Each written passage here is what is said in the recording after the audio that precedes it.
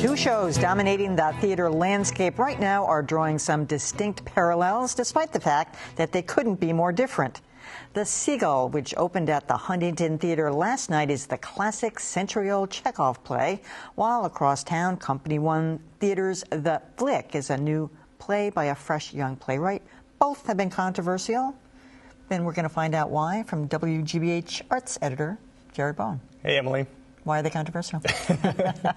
They're controversial. Well, first of all, these are plays that are both where the playwrights are fresh in their depiction of humanity and depictions of characters.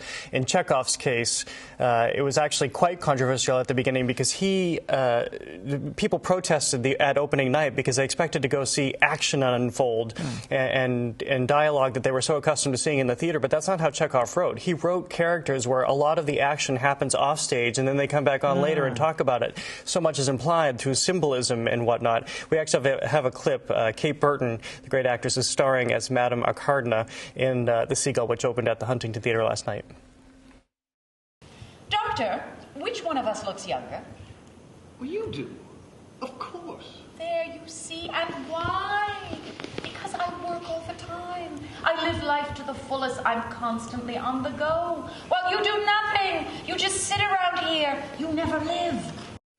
Of course, she's, as Kate Burton described her to me, she's an actress with a capital A. But really what's happening in this piece is, this group of artists, writers, playwrights is coming together for a sort of a salon-style gathering at a country estate. And so you see this interaction that they have, which is very naturalistic. Across town right now, at Company One Theatre is presenting The Flick, which is just written most recently by Annie Baker. And this is a piece that puts 3 or sometimes 4 people together in a movie theater. They're all working together, and they have this very naturalistic dialogue. You feel like you're diving into this moment when they're all working in a movie theater and they have these interactions with each other. You see their flawed personalities. You see their goals and desires and dreams sort of fluctuate, if not just completely tank, as in the case of this character.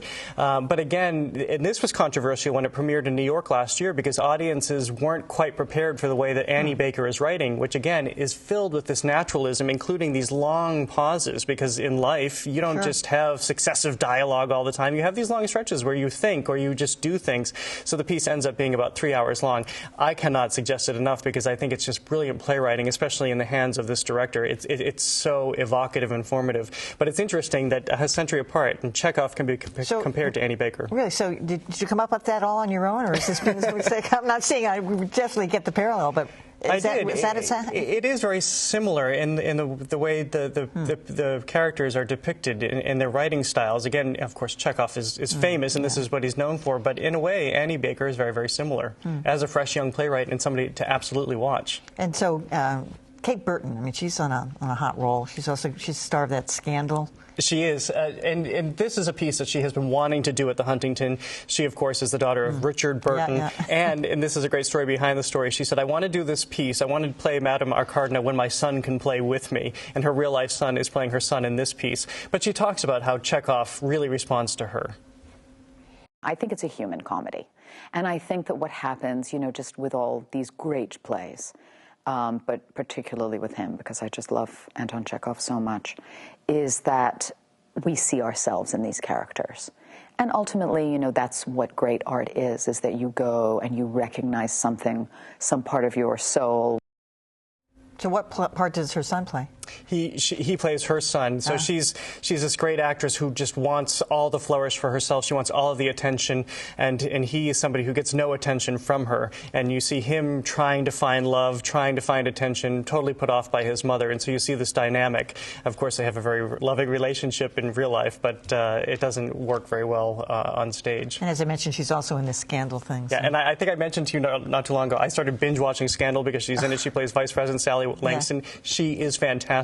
So it's especially a pleasure to see her here in this role, but see this villainous character that she plays on Scandal. All right, well, I'll have to get that. I've been binge watching enough recently, so I don't need to start anymore. Okay, Jared Bowen, thank you so much.